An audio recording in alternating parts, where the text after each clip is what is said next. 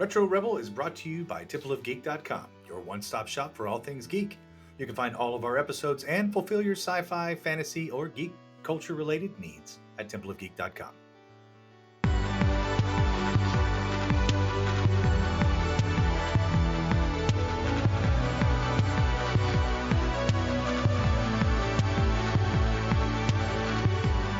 Welcome to the Retro Rebel Gamecast, where we discuss gaming and related topics.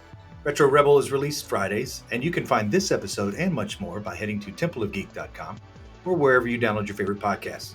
You can even find us on Facebook and Instagram at Retro Rebel Podcast for exclusive content and to see what else we're up to. My name is Stacy, and with me as always is my fellow Rebel co-host Amanda. Hello. Hello. It's been many moons, my friend. Many moons. It's been many moons. But good to be back. So how have you been? I know you've got news.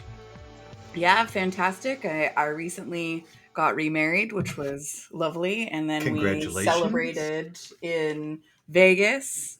So very nice. Where I also turned the big 4-0. So oh my goodness, yes. Congratulations on both. I'm sure you're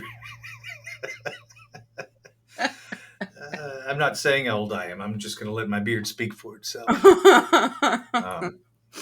I dye mine, so you know you can. Oh yeah, and it looks fantastic. Yeah, thank you. Yeah, my hair was too much to keep up with, so we're not even worrying about that anymore. So. That's fair enough. Yeah. Well, great. That's awesome. I have. I know that there's a lot been going on. I don't have any really big news. I've played a lot of games. I've even gotten back into a few games that I haven't been playing, but one of those games is not World of Warcraft. Wow. So, still on the wagon. I've canceled my subscription. I think I finally let that phase of my life after 20 years. I think I've let it go. Oh, wow. Well, I mean, you say that, and then they'll release some brand new something or other. Well, I bought the latest expansion and never played it. Oh, wow. And so I think that was a sign to me that I've reached a point where I can't keep up with the daily grind. It's just I've phased out of that sort of type of game, I think, or at least that particular one. I don't think I'm in a place in my life where I can check in regularly every day and do the grind, but we can get to that when we get to what we're up to, though. But I guess it segues relatively nicely. So what have you been playing? Well, right now I've been actually playing a lot of board games, if I'm honest. Nice. So I recently learned how to play Welcome to the Moon, which is a board covering, like, number writing sort of thing where you try to, like, launch your rocket into space or whatever. I've been playing a lot of space-themed games, actually, now that I think about it. I've been playing Blem, which is a cat space agency game. Oh, fantastic. And a lot of fish-based games. So for my birthday, a good friend of mine got me Finspan, which is the game you see behind me here.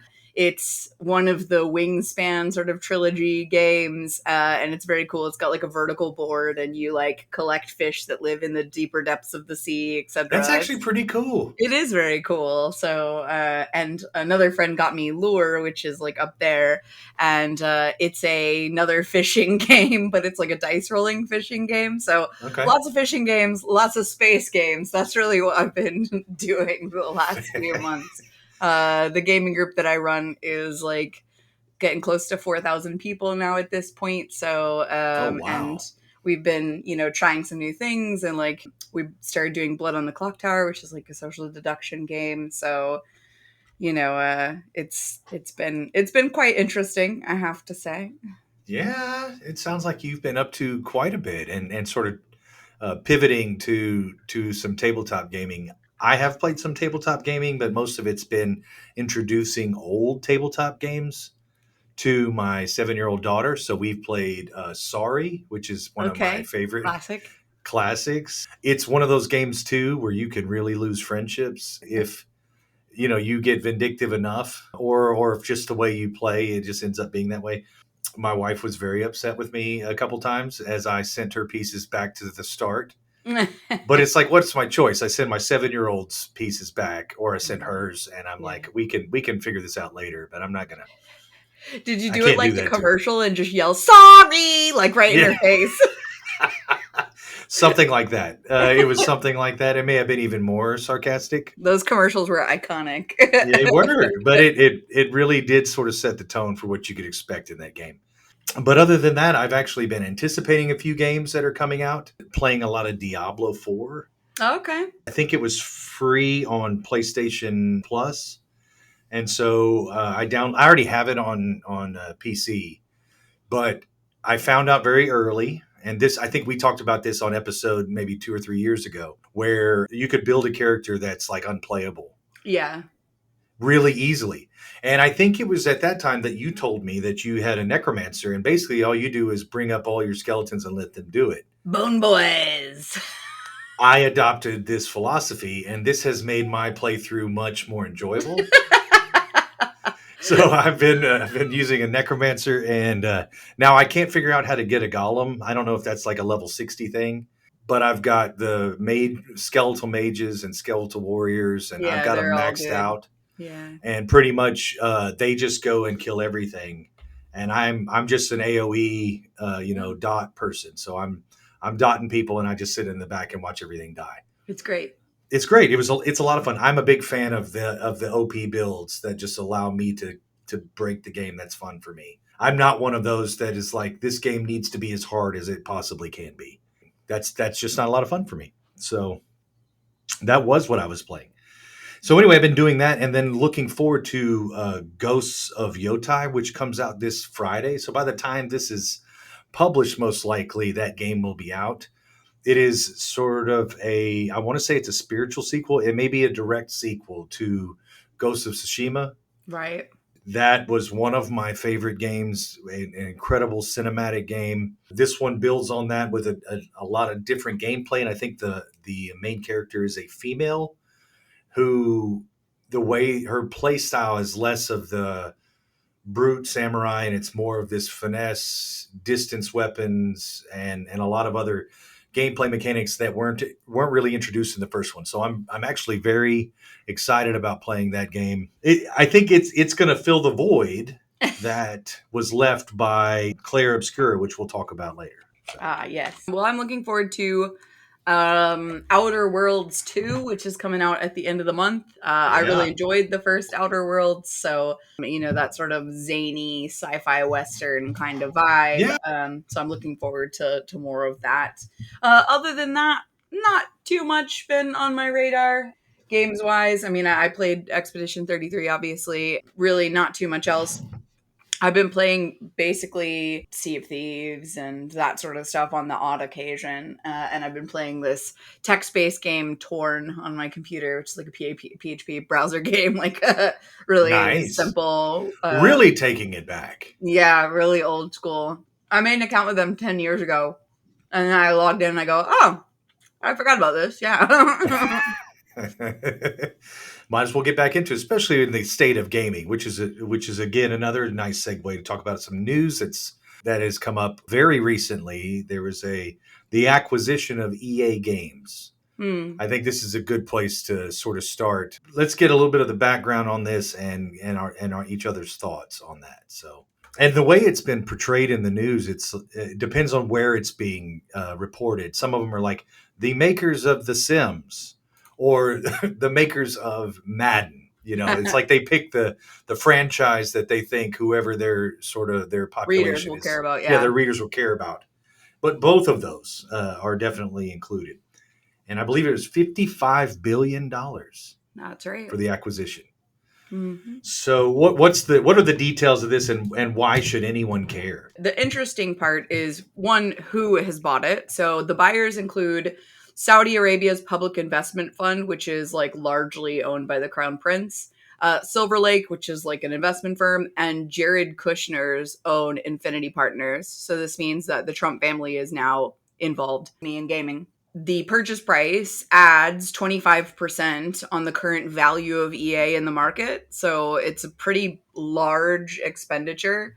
I think it might be the largest to date. They're talking about how the revenue that games like EA Sports FC, Madden, and Battlefield 6 that is going to be needed to service the debt, which the company's going to take on basically 20 billion of debt, which is going to need to be paid back through the games.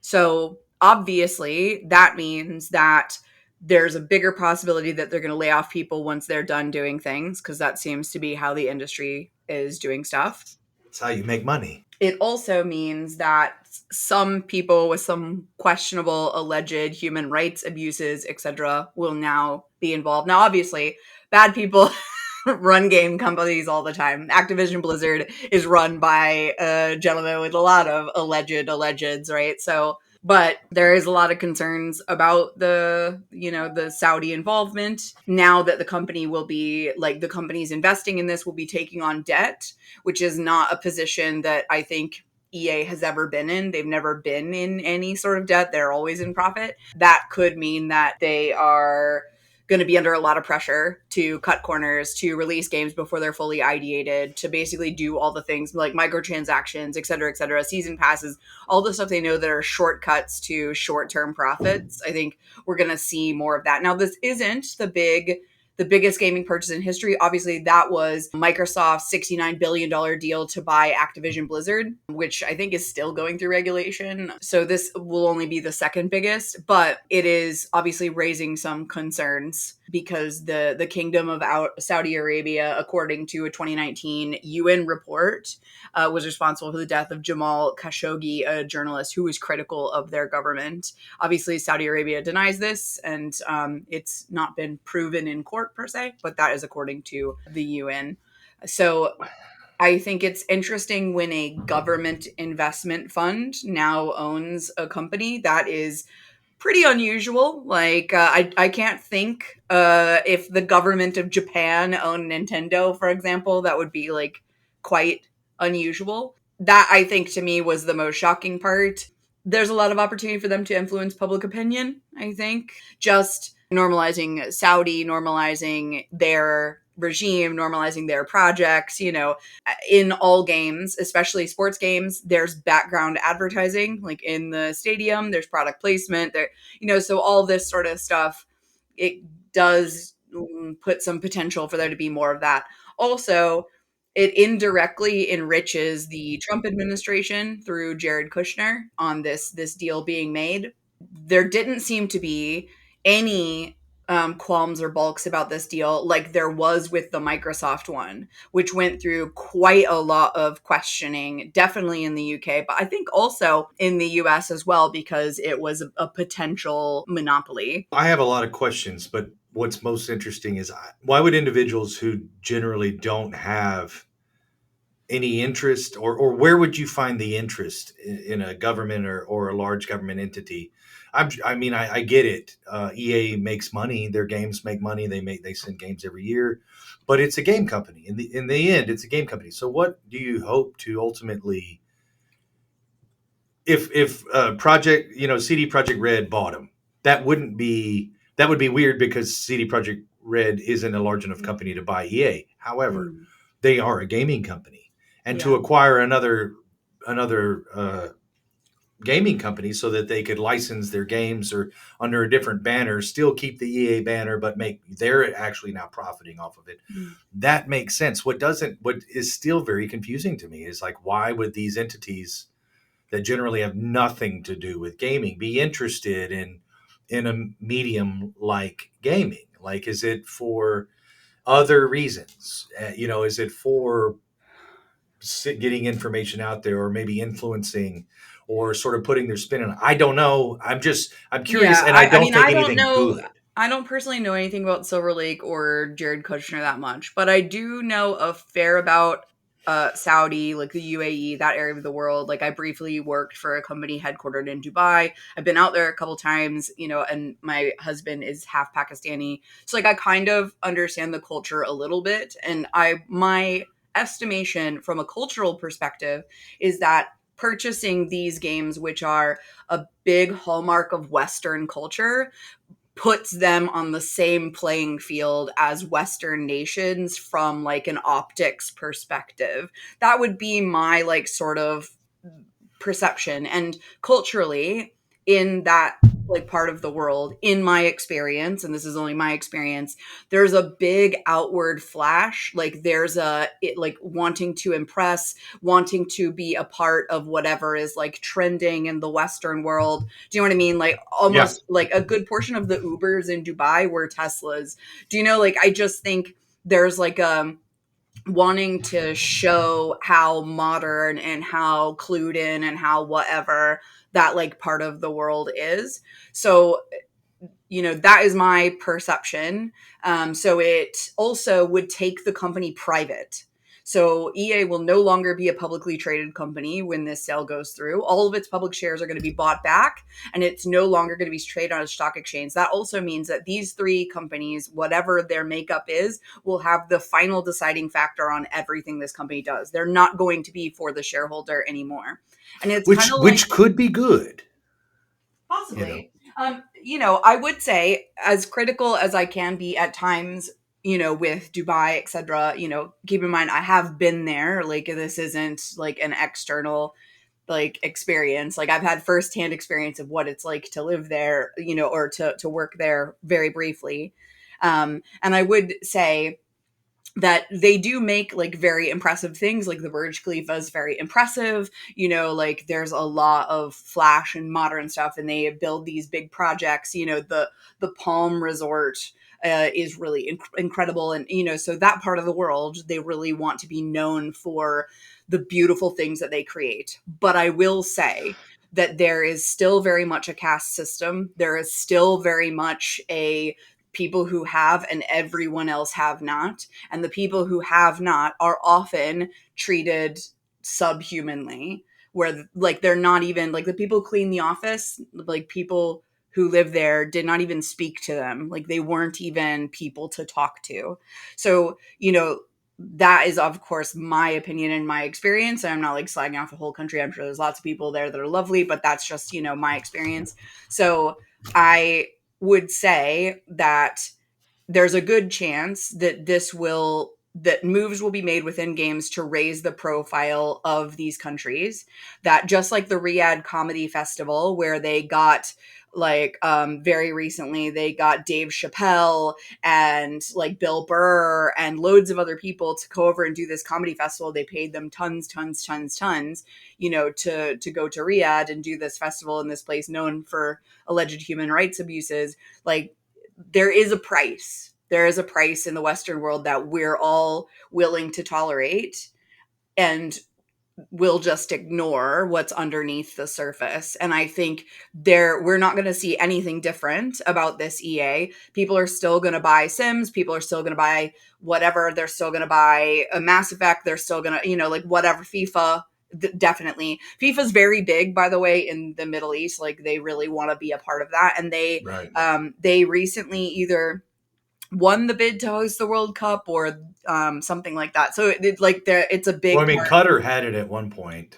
Yeah. So they're always trying to get the Olympics. They're always trying to get the World Cup. They want to be on the same like playing field. I'm not saying they're not. They're very rich countries, so like, you know, but they very much want to participate as an equal in the Western world culturally and like with their, you know, world significance, etc. That would be the best way that I could like phrase it, trying to be like quite delicate and understanding.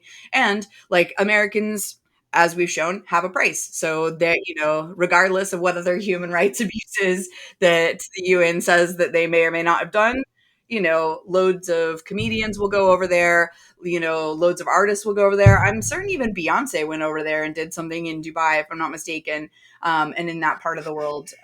So I think the only concern is that they're taking on 20 billion of debt. That's not a position, as far as I'm aware, the company has been in.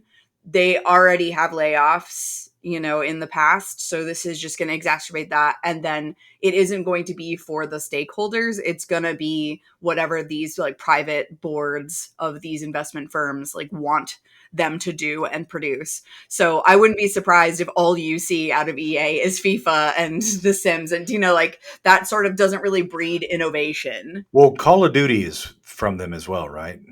Call of Duty is Activision Blizzard. Okay. For some reason, I thought that that was them as well.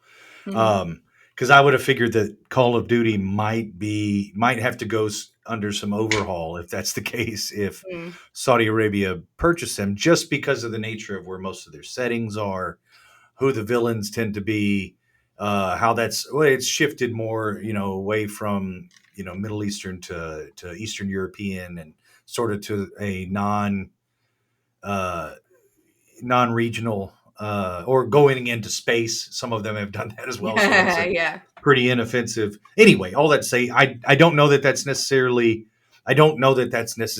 a good thing, and it has less to do necessarily with the countries, but just the fact that it's purchased by an outside entity, and to have business people running art, which I think we can arguably say is effectively what gaming or games are nowadays. I think it's interactive art.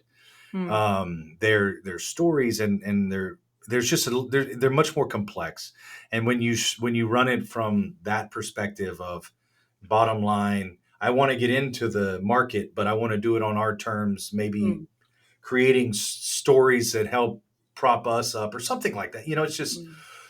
I don't see it being in the best interest of gamers, and I think that can be said with confidence. Like I don't think changes that they're going to make are going to bring down the price of game. They're going to take care of their employees and make sure that they're paid an appropriate wage. They're going to cultivate an atmosphere of creativity, and I don't know that many gaming studios are doing that outside of like Larian and some of these that are still promoting single player experiences, narrative driven experiences, Mm. these story, and not that every game has to be that way, but you don't have to have predatory business practices either in your game that's not narrative driven, such as the what was in Star Wars Battlefront 5 or 6 years ago, and then everything that was in FIFA, where you had people spending so much money Yeah. on. So anyway, I Digital. think that's definitely something to keep an eye on in the future. No telling exactly where that's going to go, Mm. but we'll be keeping an eye on I it mean, this anyway. is this is something that Saudi is like the Saudi investment fund is doing though, because I didn't realize it, but just this year in March, they bought the controlling interest in Niantic, which means they control Pokemon Go. I did not know that. Yeah. And apparently they have some interest in Nintendo and Take Two Interactive, but that was very quiet. And then Yeah, I don't think they have controlling interest, but they've been buying into these companies sort of quietly. interesting. Um, Nintendo, I would be interested to see if they were able to get much of a controlling interest, or much. Nintendo's usually been pretty. Most of the Japanese companies tend to be um, Japanese they own primarily. 5%. Okay, well, Um, they're using in that money 2022, then. and it looks like it's grown to 8.2% in 2023. Okay, I could see that, but I'd have a hard time seeing anybody outside of Japan having controlling interest in Nintendo. Um, but who knows? I guess we'll see. Some sort of to pivot from that in news to something that I think is reassuring. I was not a fan necessarily of Hollow Knight. I thought it was a great game. It's not my type of game, Right. and it was pretty challenging.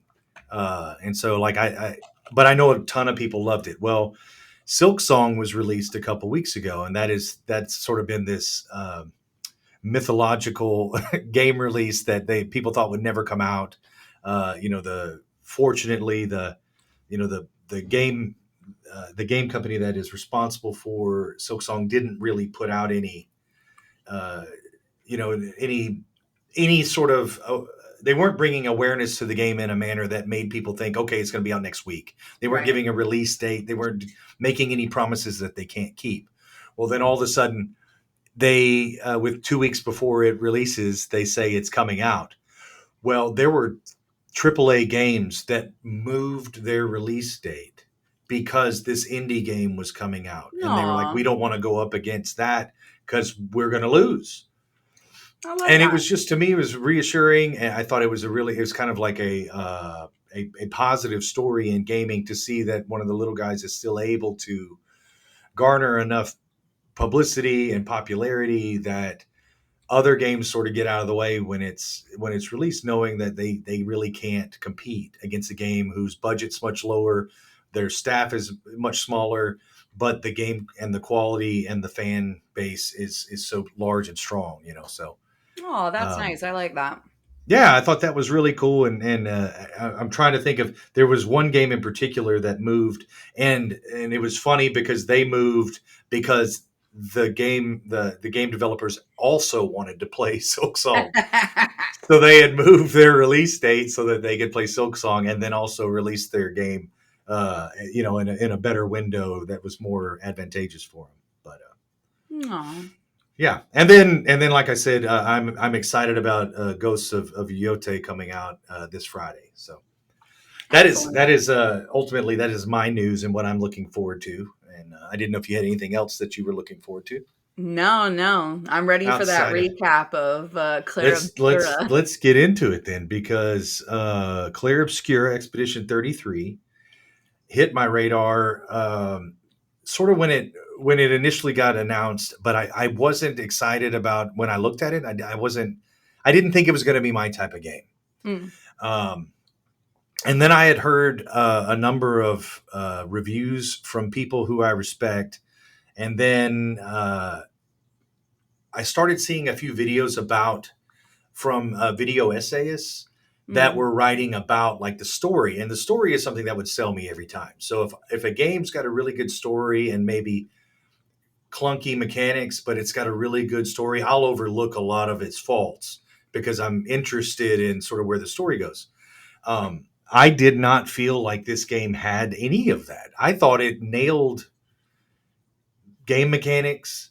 I thought it was a throwback to turn-based RPGs with a twist that I did not see coming.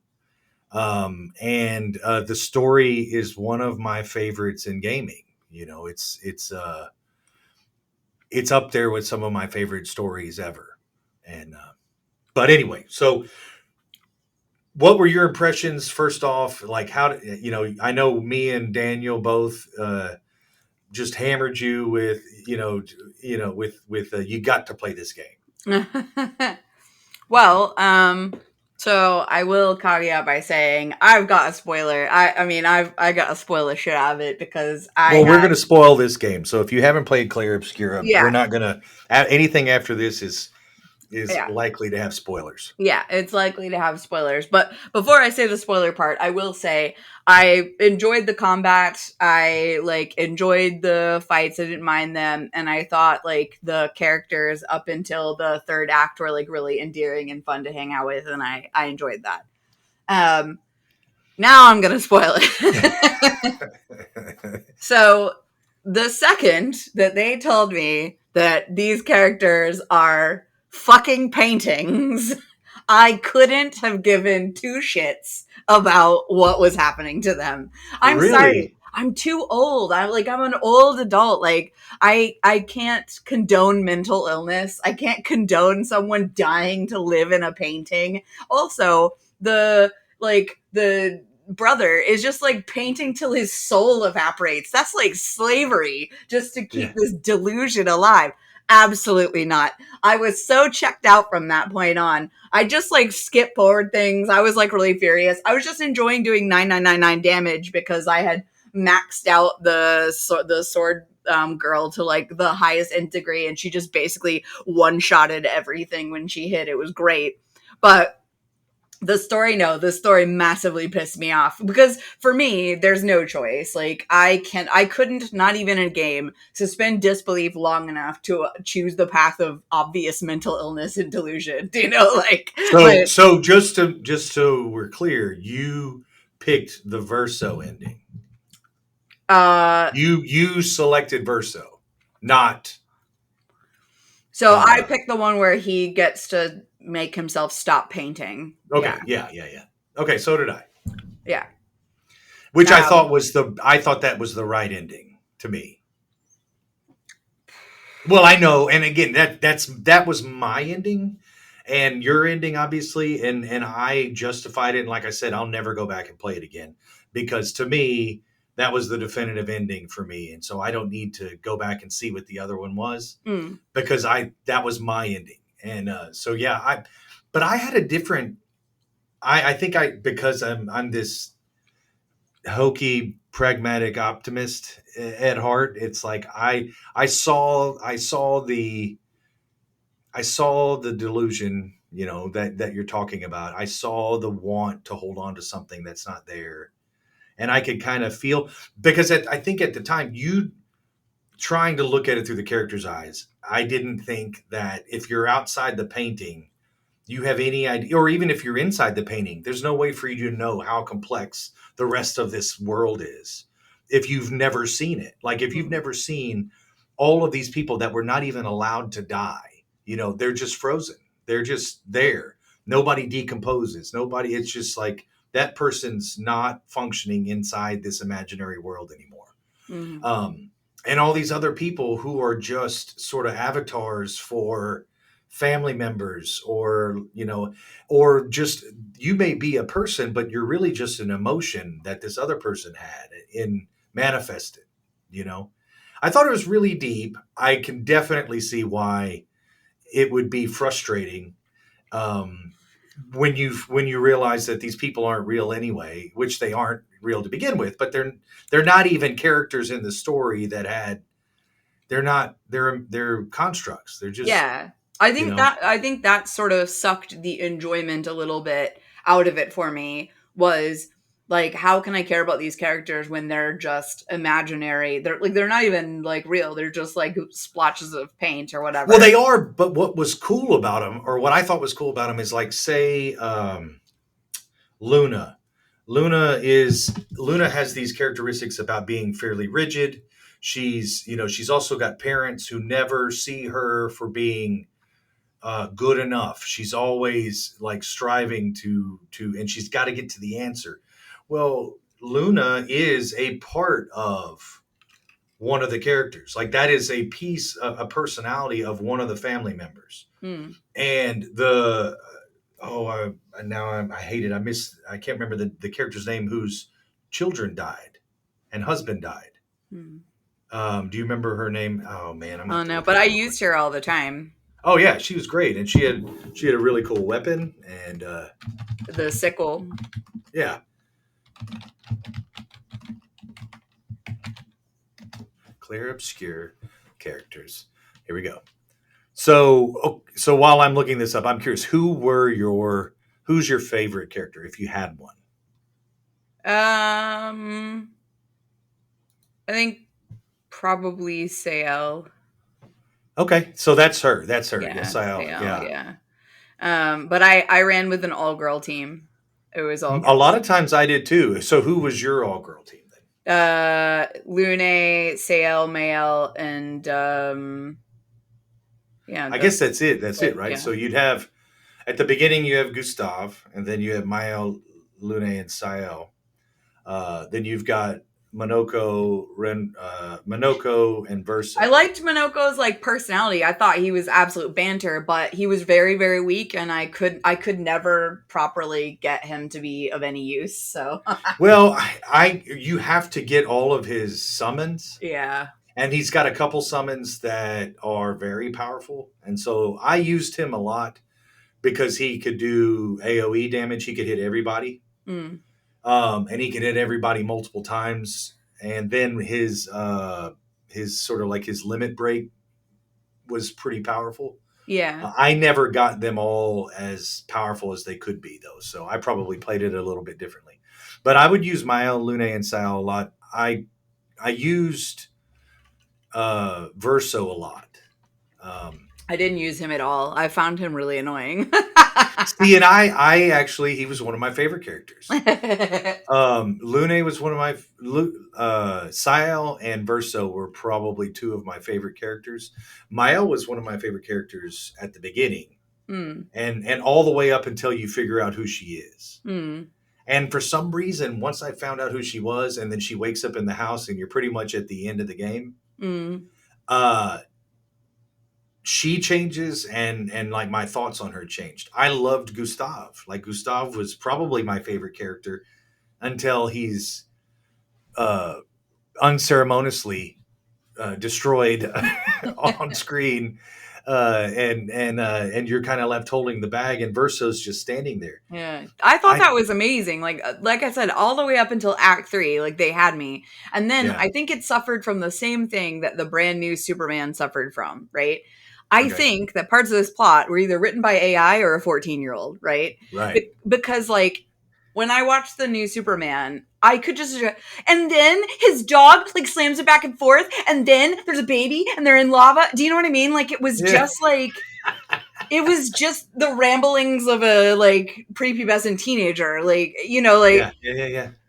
and yeah, and what if he has a layer of solitude, but like what if it's full of robots and like those robots don't have very good personalities, like do you know like it just like so I felt like when I was playing it I go, oh, okay, cool, so like this is a society where everybody like dies at this age, this is such big stakes, and now we go to this island, there's this big boss and he ganks one of our guys like immediately, big stakes, right?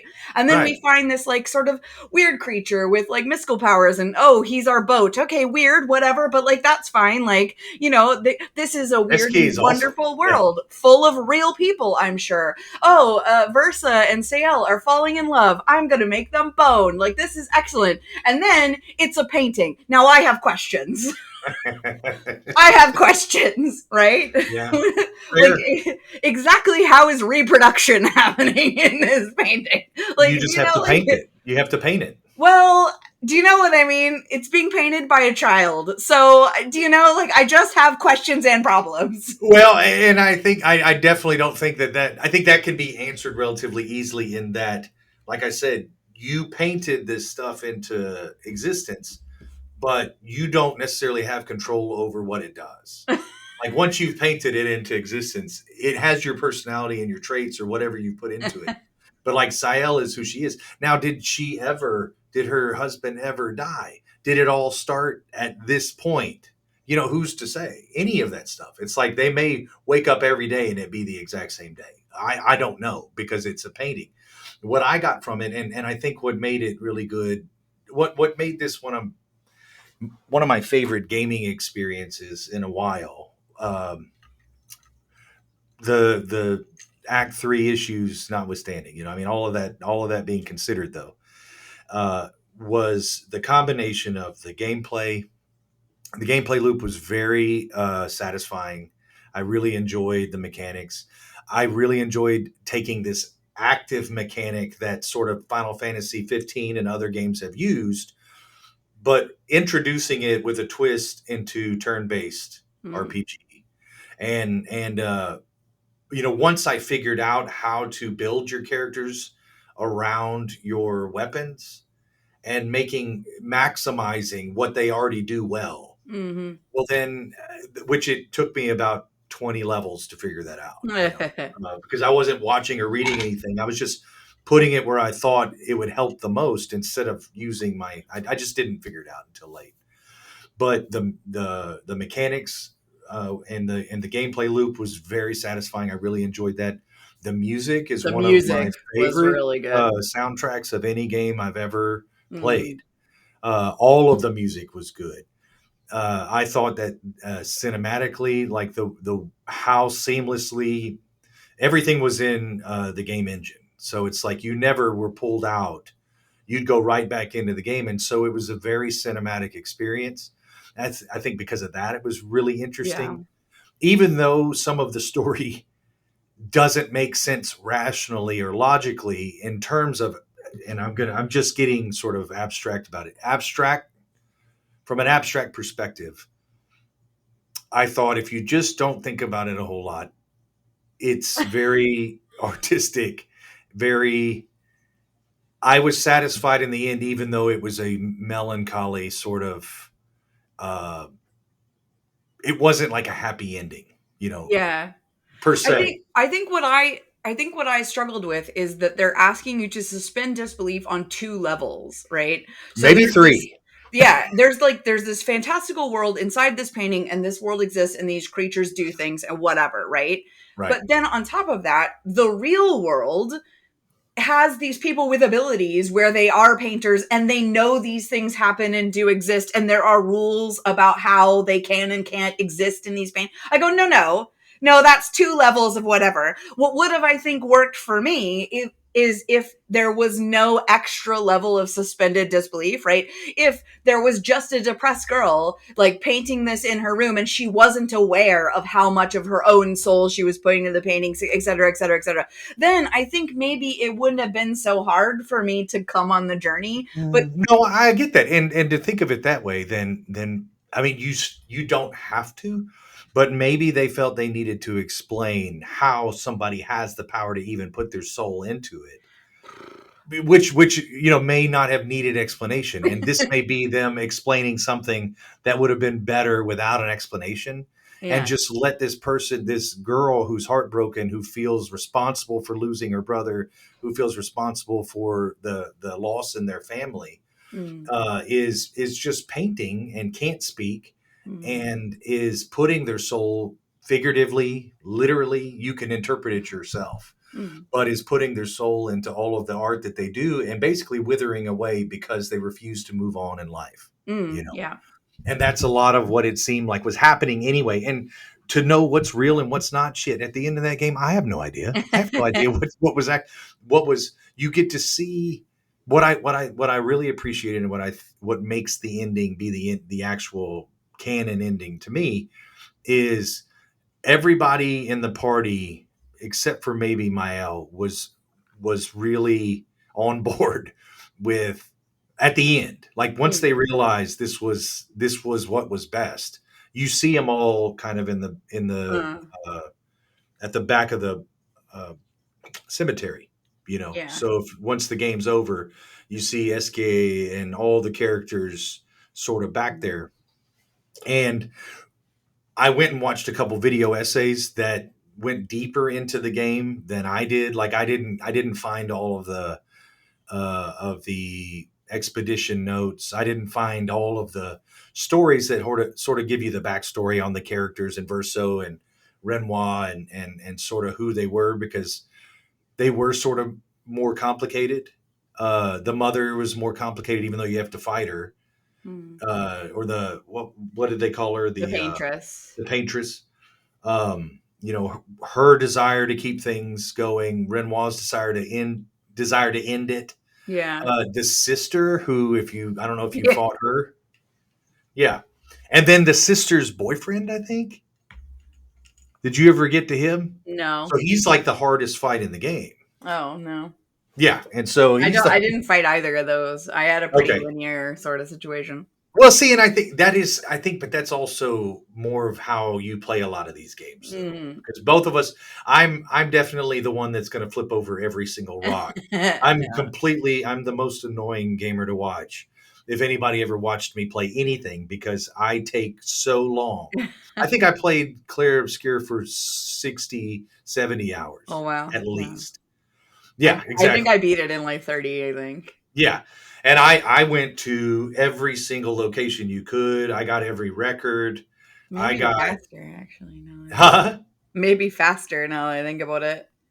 It wasn't like Yeah, that because long. I think there's some flavor text that's not required, but surely does help explain, a little bit more about the background that I think might flesh out the story. Probably not in a satisfactory way for you, but it would be more background, and maybe might I don't know, shed a little bit more light and explain something that really is uh, not explainable. But I think It's I was taking the game so seriously until Act 3, right?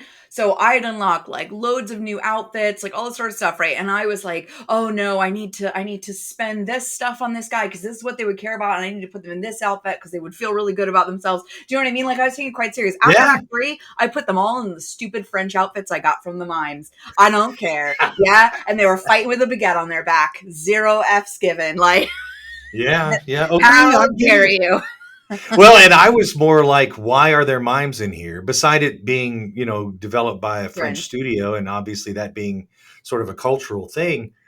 The idea of the mime not being able to speak being a sort of a reflection of Mael as well, Oh, because right. Well, he that's, can't speak. Right. And so like, but little things like that added to it to me, where I guess I can definitely tell that was not the flavor text you were looking for. These are not the droids you're looking for. These are not the droids you're looking for. I'm just looking up my stats.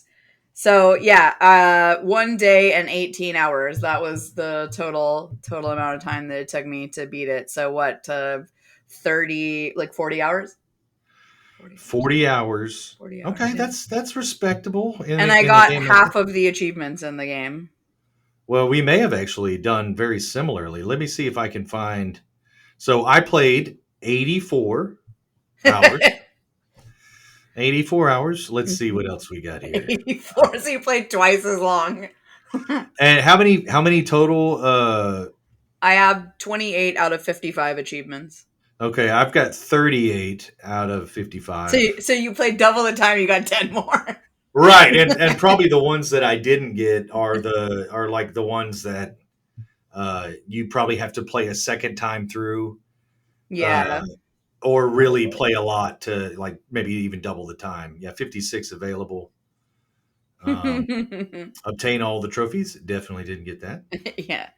No, listen, Um, I thought it was a fun game, but I just think like at my grown age, and especially at, as someone with like, motherly instincts or whatever, like I found it absolutely unacceptable that anyone would choose to allow this poor boy to slave away in this painting and yeah, this girl to carry on with this delusion. Like there was no way that I could choose the other like choice. It's sort of like when they put good and bad options in a video game, but the bad option is so bad that you wonder what choosing that says about you as a person. Do you know, like that you couldn't possibly do it because it's right. so bad.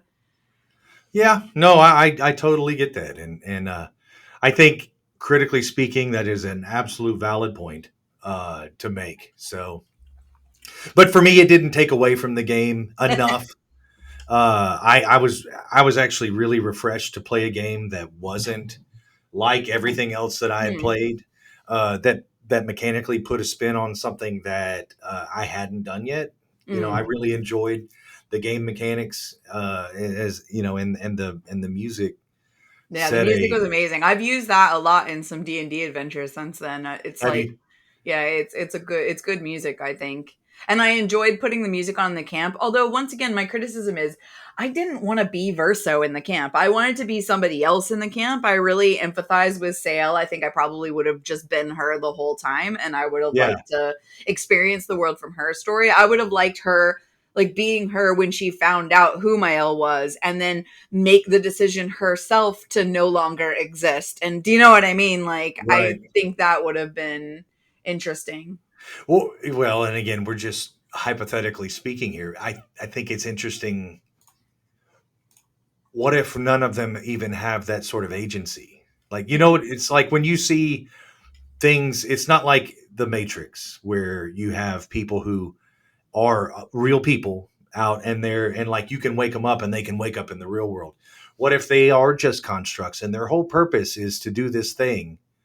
And when it's brought to their attention that they're not real, then they're like, no, I'm definitely real to the until they get to a certain point and they're just like, that's their program. That's all they can do. They can only do this thing. So they're not even a person. And the only ones that actually have any agency are Verso and Hmm. Mael. Like they're the only two that have any. Everybody else is just a construct. That's wild. They're just pieces of somebody else's memories.